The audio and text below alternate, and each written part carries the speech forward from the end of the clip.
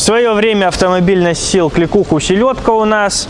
И эта селедка достаточно свежая, не протухшая.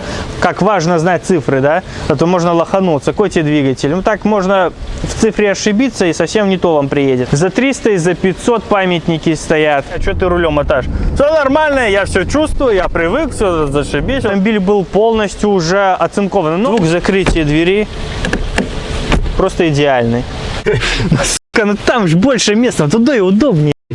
Приветствую, ребят, вы на канале Юра. Сегодня у нас снова представитель концерна, который я люблю, как знают многие, кто давно на канале, и о котором я не устану говорить, повторять. Сегодня Audi у нас в гостях.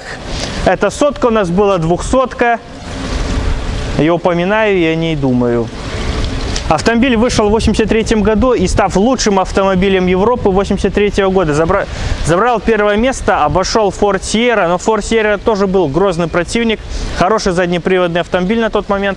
Я снимал тоже Ford Sierra, но все же Audюха первая пошла.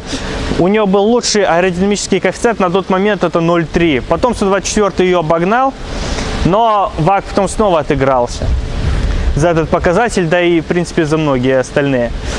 Также была применена система утопленных стекол именно на этом поколении.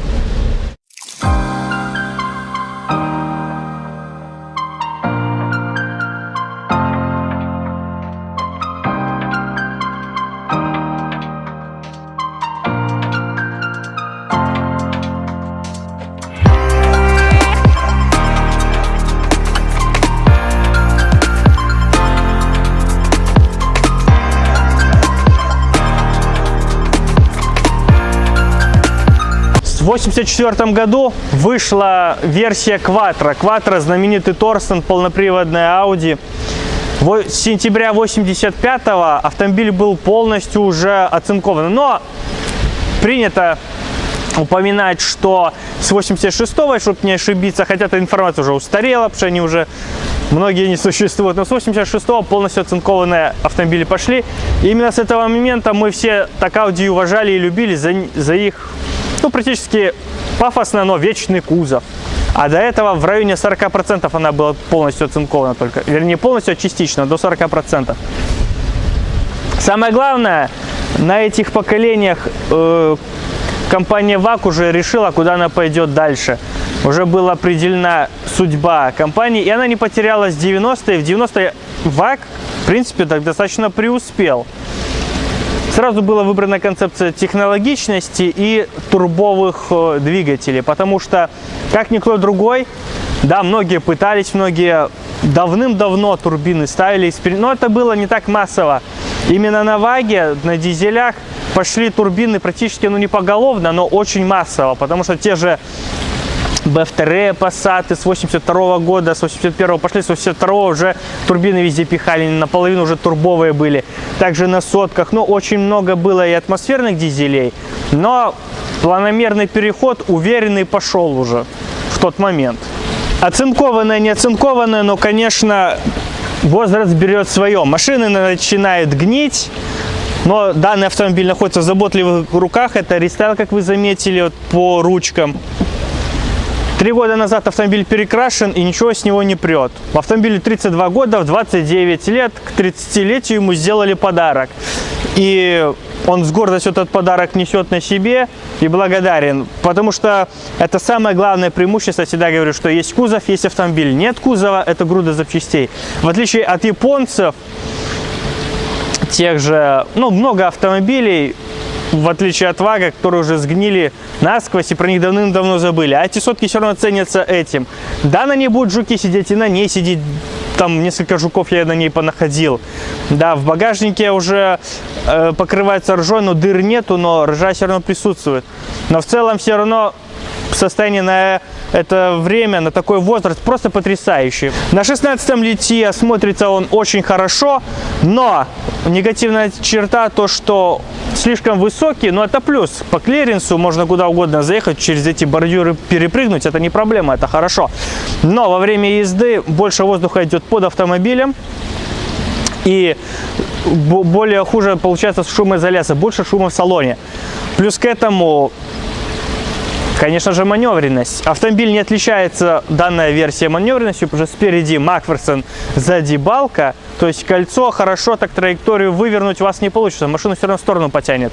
И плюс этот момент еще это влияет на безопасность. Поэтому я к чему, что дерзить особо нельзя на машине, только если на прямой. Но цвет, конечно, вот темно-синие эти автомобили всегда мне нравились черными либо темно-синими, потому что, ну, красный еще ничего, но вот именно такой цвет добротный, это подчеркивает дороговизну, престижность автомобиля. Ну, конечно, такие цвета были в максимально дорогих комплектациях. Ну, а самая главная цена. Цена автомобилей начинается от 1300 до 3000 долларов. Несмотря на их возраст, они еще достаточно хорошо ценятся. Но есть в приличных состояниях досмотренные, не в идеале, не как завода, да, но досмотренные, ухоженные автомобили, которые еще на 5 лет вам хватит, это 100%. Но есть, конечно, за 300 и за 500 памятники стоят, но там уже и подходить не хочется, и смотреть уже на фото не хочется, потому что автомобиль практически полностью уничтожен, это уже недвижимость. Отдельный понт машины, все равно звук закрытия двери просто идеальный. Да, ей повезло, она находится в заботливых руках, и то, что вот все двери здесь классно закрываются, это заслуга того, что она находится в бережных руках. У многих двери до конца закрыты именно вот так уже, дальше она не закрывается.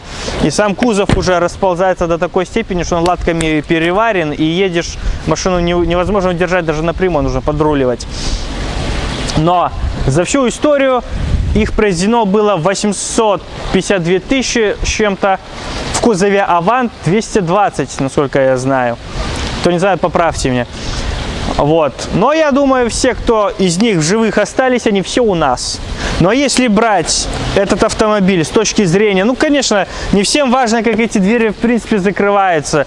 Важно, чтобы она заводилась, ехала, но не развалилась по кузову. Потому что это тупо опасно на ржавом автомобиле ездить, который рассыпается. Здесь этого не грозит. Да, он будет гнить, но гнить будет он медленно. И по-любому 5 лет у вас есть в запасе. И она хороша в плане покупки рабочей лошади. Насчет кузовов, кто уже решит заморочиться и найти действительно самый живой классный кузов, то по ВИН-номеру нужно 3Z искать. Если 3Z, то кузов максимальный коррозионно устойчивый, самый крутой и классный по качеству. Они все будут гнить, потому что им уже больше 30 лет. Машине уже 32 года на 90-го года. А в 91-м они окончательно ушли с производства, и то 91 год практически не встречается. Но, тем не менее, она будет гнить медленнее остальных. Ну что ж, по движкам. Движок у нас 1.8 инжектор. Там было много вариаций, 1.8, 2.0, 2.3, потому что в основном не все отличались системой впрыска. Но уже с годами люди научились эти все механические кайджетроники, все эти топливные системы потрошить, но можно рассказывать про каждый двигатель, его нумерацию, про кодовое, ну, название, вот, обозначение его, заводскую маркировку, но это не совсем правильно, потому что, как я уже упоминаю, машины уже на 4-й десяток пошли, и их много не существует уже, этих двигателей, и возиться вам придется в связи с тем, что запчастей тупо мало. И сейчас самое грамотное решение — это менять столбы, либо покупать вот такие автомобили с самыми свежими, конечно, это уже старые, но на тот момент и в этой версии самые свежие, самый новый двигатель, который здесь, в принципе, устанавливались. Здесь 1.8 вот этот инжектор, 1.8 моно вот можно брать. Я на 80-ке B4 об этом тоже рассказывал, упоминал. Здесь маркировка 4B, а 3B это на 200-ке 2.2 турбо. Как важно знать цифры, да? А то можно лохануться. Какой тебе двигатель? Ну так можно в цифре ошибиться, и совсем не то вам приедет. Поршень 81, ход его 86,4, степень сжатия 9, то есть на 92-м она потянет. Все нормально будет. Ну, у нас газ стоит, поэтому еще проще в этом плане. Сам двигатель, конечно же, с ременным приводом ГРМ, ремень надо менять, потому что иначе, когда он порвется, клапана загнет, потом не надо забивать. Так, в принципе, хороший нормальный движок.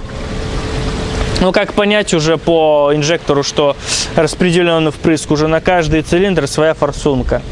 Ну, карбюр, понятно, механический привод его. 1.8 моно, то же самое, как карбюратор, просто вместо карбюра форсунка стоит, но то же самое на ВАЗах ставили, вот на 14-х, вот в свое время, там, 13-шках. По дизелям, все дизеля атмосферные были, и турбовые, в принципе, надежные. И делают они мозг уже от старости, от возраста. Конечно, жоры масла будут во всех двигателях, в зависимости от износа. По дизелям течет НВД, но такие проблемы. Перегревов боится любой двигатель. И есть риск, ну вот на 2.4 дизеля больше, ну также на бензинах есть риск, что от перегрева треснет ГБЦ. Это возможно. 2.5 дизель в 90-м году вышел. Пятицилиндровый, TDI, 120 лошадиных сил. Хорош, надежен, но на 6.4 я упоминал, что пятый котел. Охлаждение и смазка пятого котла. Страдает пятый котел. Ну, а так, в целом, он надежен, ничего, никаких проблем не возникает. Единственное то, что вы не найдете, может, самый живой, свежий мотор. Их тупо мало. И вот этих всех бензиновых двигателей, которые вот на дорестах еще даже устанавливались, там, 86-87 год, их тупо мало. Либо на разборках брать, как-то настраивать. Они перерасходуют топливо, конечно, выше нормы текут, но как-то ездят. И, в принципе, этим никто не заморачивается. Ездит и ездит. Когда встанет, будем чинить. Но если уже делать для себя надолго и на годы, так скажем, то лучше, я уже упомянул, брать максимально свежие двигатели, либо уже менять столбы от более современных. Вот от сотки C4, от А6C4 уже можно ставить 2-литровые, 1.8 двигатели. И в продаже я такое наблюдаю уже достаточно часто, потому что вот продавались автомобили с 1Z. 1Z, напоминаю, стоит у меня такой же на B4 1.9 TDI 90 сил. 1Z двигатели уже пошли 94 года, то есть на 80-ках B4 они уже пошли, и на Audi A6 C4 уже устанавливали на эти машины. PD-шная также продавалась машина пару месяцев назад, сотка 88 года, по-моему, 1.9 PD-шный, ну, из серии Я-188, AFN 130 лошадиных сил, но начиповано было там в районе, по-моему, даже за 200 лошадиных сил, за $3000 подавали. Вот там тоже кузов перекрашен, обработан, она свежа, хороша, и салон почищен. Конечно, жалко денег отдавать за такую машину, примерно за 1500 такие машины можно брать, а больше уже жалко. Но если заморочиться, можно сделать. Также продавалась машина и с 1.8 турбо, который уже на 4 гольфы устанавливался, на Audi A4 B5. A4 B5 у нас была, но с атмосферной версией. Вот турбо на такой автомобиль поставили. То есть как проект, если для себя на годы. И это логичнее, потому что такие столбы стоят там $200-300. Их сделать, КПД возрастет, расход топлива ниже, вы не будете париться, и тупо запчастей больше для таких машин. Просто больше запчастей и легче найти. И есть люди, которым этим занимаются, а эти механические впрыски, которые были в середине 80-х, никто этим заниматься уже не хочет, да и специалистов практически нет. А 1Z, там, либо PD-шный уже, АВФ, вам легко уже кто-то настроит, ну, просто больше практики с этими моторами, их больше на разборках и больше по наличию. Но если вас это не парит, можно кататься дальше, пока ездит, дымит, парит, бензин перерасходует, но ездит.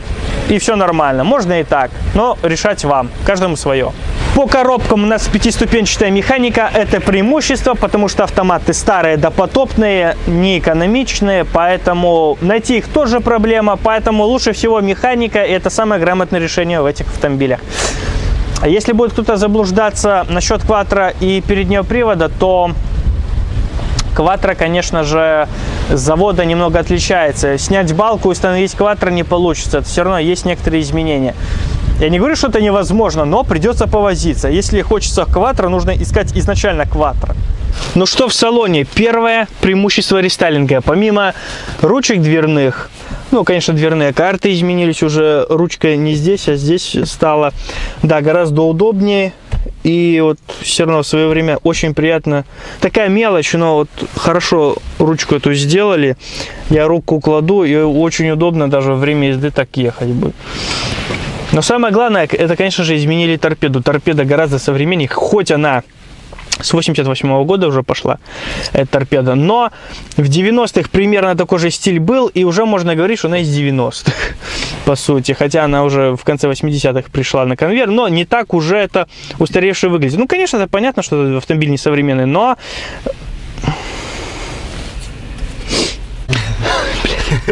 Сука, ну там же больше места, туда и удобнее. Нихуя. Короче, сюда пойдет, но не туда.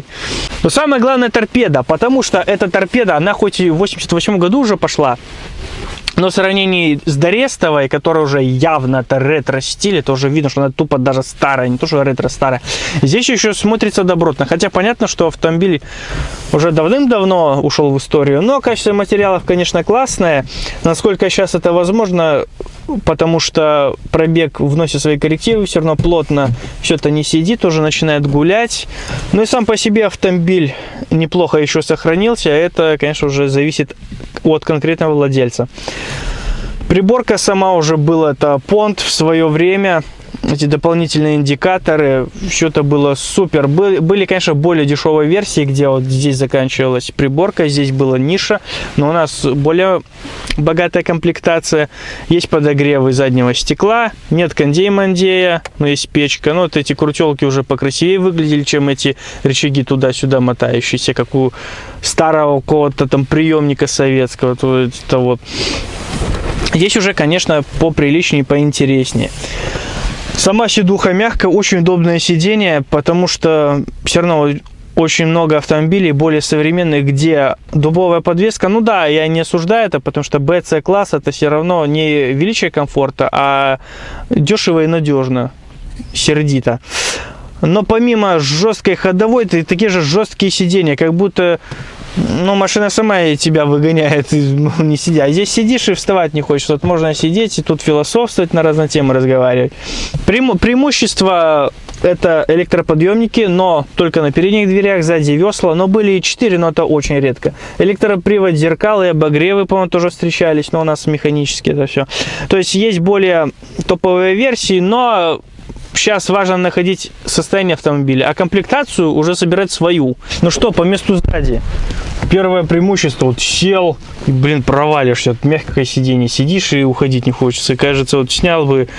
Но не зря такие сиденья снимали в гараже, себе ставили ребята и философствовали о жизни, умничали. Но реально классно, потому что на многих автомобилях садишься и как будто сел на... деревянную лавочку в парке, ну просто такую, которую тканью обшили, да и все, и там на поролон пожалели денег. Но здесь сидеть, конечно, в кайф. Перешит потолок. Теперь он покрасивее. Люк, про который я часто забываю, но он работает, все с ним в порядке. Подлокотник тоже очень мягкий, длинный, тоже не пожалели материалов для него. Есть, кстати, ниша для перевозки дальномеров, но газовый баллон уже этой возможности лишил. Но она здесь есть, как ни странно. Кстати, у многих новых тоже этого нету, хотя это минимально необходимая функция, которая по сути должна быть, что это... Сколько тут? 20 сантиметров этого пластика дорого сделать, что ли, я не могу понять. В моей машине это есть. Некоторые автомобили 17-18 года, там этого нету. Ну куда это же? По месту это бизнес-седан. Это лучшее, то, что было у Вага на тот момент. Поэтому здесь удобно, комфортно, пространства хватает над головой. Место тоже есть.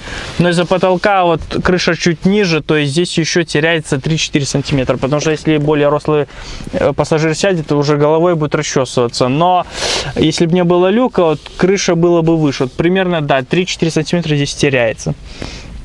Это нюанс комплектации. Но преимущество люка — это хорошая тема. А так, ну, расположиться здесь может и 2-метровый человек, и будет ему достаточно комфортно, не в тесноте, одним словом. Ну вот, объем багажника такой же, как в 200-ке. Вот. Баллон нашел отличную нишу, чтобы уединиться, и он слишком много пространства не забирает. Багажник, ну, это бизнес-седан, багажник и без того достаточно большой. Ну что, ребят, первое впечатление. Вот снизу подрывается хорошо. Все равно длинноходный двигатель, все равно хорош. Газа вот по замечанию владельца 10-11 газа в городе. То есть достаточно экономично. Двигатель чугунный, это хорош. Тому, хотя на алюминиевые блоки везде, кто сейчас будет говорить, на современных автомобилях на алюминиевые блоки газа ставят, все нормально. Ну да, нормально набирать для города, на ней возиться не придется, что вот по инерции еле-еле вот такой вот, все равно тяга снизу есть, она подрывается, то есть не зазевайтесь со светофора. Ну и в потоке тоже можно будет маневрировать, то есть динамика ей приемлема. Ну и действительно, там, по-моему, 12 секунд до 100 и положено. Это она едет быстрее, чем современные эти Весты новые. С 1.6, 1.8. Весь ВАЗ современный Лада. В этом плане. Конечно, самое важное в этой машине, это, конечно же, материалы отделки хорошие. Качество наших дорог полностью забрызгало. Но вот сейчас, кстати, Морея. Вот я снимал Морею. Вот сейчас Морея испугалась, а вот машина подорвалась, я уверенно успеваю, в общем, перед этим автомобилем сюда зайти. Вот Морея сейчас, я не обвиняю водителя, это качество наших дорог, брызгала полностью водой. Вот недостаток тех еще машин. Ну, у меня в 4-м то же самое, то, что здесь струя пошла. Нету даже этой губы возле лобаша. Вот эти многие мелочи современные, они не мелочи, это важные вещи такие. Вот ее полностью забрызгало, и струи сюда и пошли по боковым окнам. Ну, не то чтобы мешает, но внимание и обзор ухудшает в любом случае. С учетом того, что 16-е катки стоят, она разгоняется все равно помедленнее, на 14-х будет шустрее. И меньше шума будет от днища, потому что машина выше стала, и шумку все равно это портит. Много воздушного потока под машиной проходит, но преимущество — это хороший клиренс. Можно заехать в любую кочку. Тормоза отлично. Ну, вообще, как машина, если вам нужна хорошая рабочая лошадь на каждый день, там, неприхотливая, то это очень хороший вариант. И что самое главное, они не так теряют в цене, они все равно ценятся, эти машины, несмотря на то, что им уже, за 30 лет уже пошло.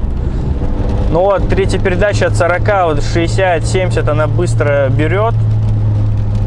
Я в том плане, что с точки зрения разгона в городском потоке и там резкости автомобиля в целом, она не уступит многим современным автомобилям. Ну, BC-класса, вот таким же 1.6, 1.8, 2-литровым атмосферником, вот так. Хотя, конечно, многие уже на турбины перешли. И, безусловно, с точки зрения расхода динамики, это идеальный вариант, потому что 2.3 это уже слишком большой расход будет, и для города тупо не надо. И с такими машинами старыми, где приходится возиться, больше расход, потому что не сильно технологичные двигатели. Но я не вижу смысла 2.3 брать. Конечно, каждому решать по-своему. Сотню набирает предельно быстро. Вариант то, что не везде можно до сотни тут нормально положить, потому что приходится оттормаживаться из других машин. Но динамика все равно приемлемая для этой машины, с учетом того, что ей 32 года. Не каждый хэтчбэк C-класса современный, там, атмосферный, так разгоняется, как она. Ну, не хочу я уже там перехваливать, но динамика приемлемая. Автомобиль не инертный, потому что слишком медленная динамика — это тоже опасно, когда автомобиль еле-еле едет и не реагирует на газ вообще никак абсолютно. Это тоже очень опасно на таком автомобиле ездить. Вот резкость есть у машины. Несмотря на газ, на бензине, конечно, будет порезвее, но газ нажимая, машина начинает брать, подрываться, она не думает и не забивает на то, что я от нее хочу. По маневренности, ну, сзади балка, не сказать, что она будет очень хорошо держать траекторию. Ну, блин, это не для гонок машина. Если вам нужна реализация, вот, опять же, повторяюсь, 200-ка, как у нас была, ну, на сотке то же самое можно найти. Quattro 2.2 турбо, вот это, да, веселуха. Но в обслуживании она будет подороже. Здесь хороший вариант на каждый день такой рабочей повседневной лошади. Единственное, что не хватает, вот в жаркое время кондей-мандея, да. А так, в принципе, автоматы здесь допотопные, старые, и автомат — это уже минус, потому что машина будет медленная, такая резкая, и плюс расход возрастет на автомате этом допотопном. Преимущество именно этого автомобиля — его состояние. Его состояние очень хорошее, автомобиль досмотрен. Легкий руль, мягкий. Она быстро отклоняется по траектории. Ну, автомобиль, у него 420 тысяч километров пробега, если верить приборке. То есть уже за 400 тысяч пробег перешагнул. Но насколько это возможно, она максимально сбита, собрана, и все равно приятно на ней ехать. Она не расползается, как, знаете, уже выгнивает автомобиле, уже днище сгнило, она уже расползается на части, и ты едешь, тупо так постоянно и подруливаешь. Там сбоку тебе говорят, что ты рулем мотаешь. Все нормально, я все чувствую, я привык, все зашибись, вот так вот едет всю дорогу. Ловит, что прямо она уже тупо ехать не может. Ехал на такой машине с другом, он тебе купил. Ну как машинка, там сход развал сделал. Она все равно так вот ползет, все равно сидишь подруливаешь, блин, как на УАЗике каком-то. Ну как, и тащится от нее вообще класс. Ну поэтому я к чему, все, что я в видео говорю, каждому решать по-своему. Для кого-то вот это неплохо, это норма, и так нормально и пойдет. Так что каждому решать по-своему. Восстанавливать ее в идеал, в отличном состоянии, это, конечно, вылетит в копейку, это не рентабельно, но если для себя на годы, надолго, в этом есть рациональное зерно, и можно сделать. И автомобиль вас порадует, это несомненно. Ну вот и все по ней. В свое время автомобиль носил кликуху селедка у нас, и эта селедка достаточно свежая, не протухшая, она клевая.